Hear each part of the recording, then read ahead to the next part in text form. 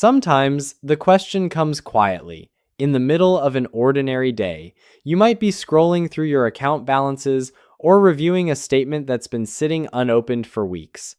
It's not fear and it's not excitement. It's a subtle pause, a moment where your mind asks, almost reluctantly, is this really enough? Am I building the life I hope to have? Most people brush it aside, pretend it isn't there, but that fleeting thought is universal, a shadow that follows anyone trying to navigate the balance between patience, discipline, and long-term security. My name is Anderson, and I've spent over 15 years working with individuals, families, and investors to navigate the decisions that shape their financial lives. What I've learned is this. Most people think being in the top 1% of retirees requires an almost mythical figure, as if wealth starts only at $7 or $8 million. The truth is far more subtle, far more attainable, and in many ways far more powerful. Here's the insight most people miss. The threshold for elite financial security isn't about chasing the biggest headline number or comparing yourself to someone else's lifestyle. It's about reaching a point where your financial foundation allows time to do the heavy lifting. It's the moment when your invested capital, if left alone, will grow sufficiently to sustain your life for decades without constant contributions. Before you reach this point, life is often structured around scarcity. You make decisions from fear rather than strategy. Emergencies feel like crises. Opportunities feel like gambles. Every dollar spent or saved carries a psychological weight that restricts your thinking. Small setbacks feel magnified because your mental bandwidth is stretched thin. You are constantly calculating, can I afford this? Will this choice compromise my future? Then comes a subtle but profound turning point. Perhaps it's a balance in your accounts that quietly eclipses $1,500,000, maybe $2 million, depending on your lifestyle and expected future needs. You might not notice the exact day it happens, but suddenly the pressure eases. A layoff no longer feels catastrophic. A market downturn is an inconvenience, not a disaster. The same emergency that once sent your mind racing now feels manageable. The world hasn't changed, but your relationship with it has. This is the invisible threshold. It's the bridge between survival mode, where fear dictates choices, and growth mode, where clarity and optionality expand your horizon, and once you cross it, the shift becomes inevitable. You start seeing money as a tool, not a tyrant. You start making decisions with foresight rather than reaction. Let's put some numbers to this quietly powerful transformation. Imagine contributing $25,000 annually to a well-diversified retirement account that grows at an average of 7% per year over 35 years. Without any extraordinary returns or speculative bets, that disciplined, patient approach can generate roughly $3 million. Continue that discipline, and it compounds further. What most people underestimate is that the compounding effect accelerates once a solid base exists. A $500,000 account in your 30s doesn't feel significant day to day, but in 20 years, it becomes a multi-million-dollar engine of optionality. That's not luck. That's math. That's consistent behavior executed over decades. And the psychological impact of reaching that foundation is profound. Before this milestone, identity is inseparable from fear. Decisions are influenced by scarcity. Every small purchase feels consequential. Every financial move carries the potential for regret. You are effectively operating in crisis mode, even if your situation is objectively stable.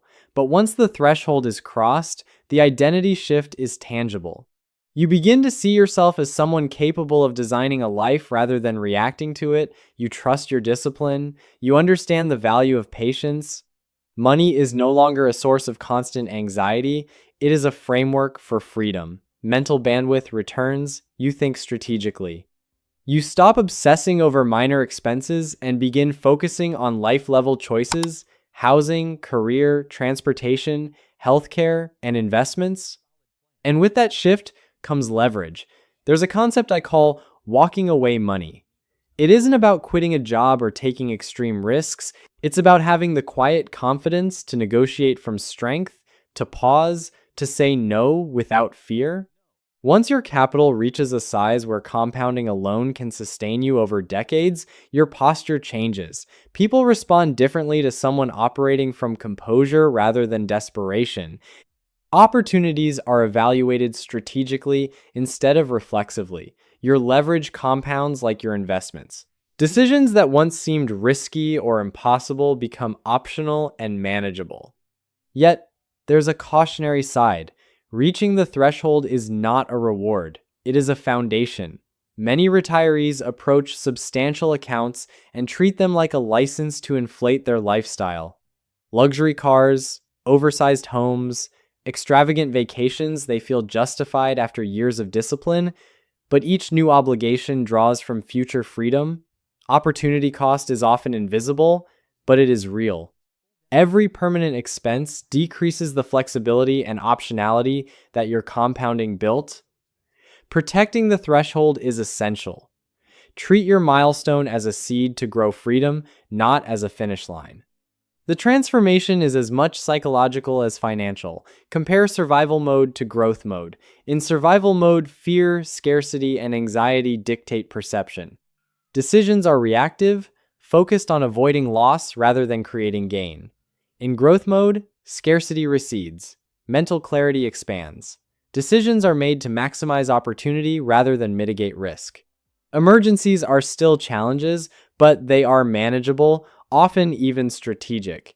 You see problems differently because you have the confidence and stability to evaluate them without pressure. Big decisions replace small ones. Housing, career choices, transportation, and investing dominate focus. You negotiate with leverage, pause before committing, and approach opportunities from a position of strength. Walking away is possible, and that freedom subtly shifts every interaction, every choice, and every outcome. Career power changes too. Offers are weighed for alignment rather than desperation. Negotiation is grounded in leverage, not fear. The $3 million, or whatever your threshold might be, is not a reward. It is a foundation from which clarity, influence, and freedom emerge. Lifestyle inflation remains a silent threat. Every expensive choice, luxury cars, oversized homes, unnecessary obligations, carries an opportunity cost measured in years of freedom, not just dollars. Recognizing this trade-off emotionally is critical.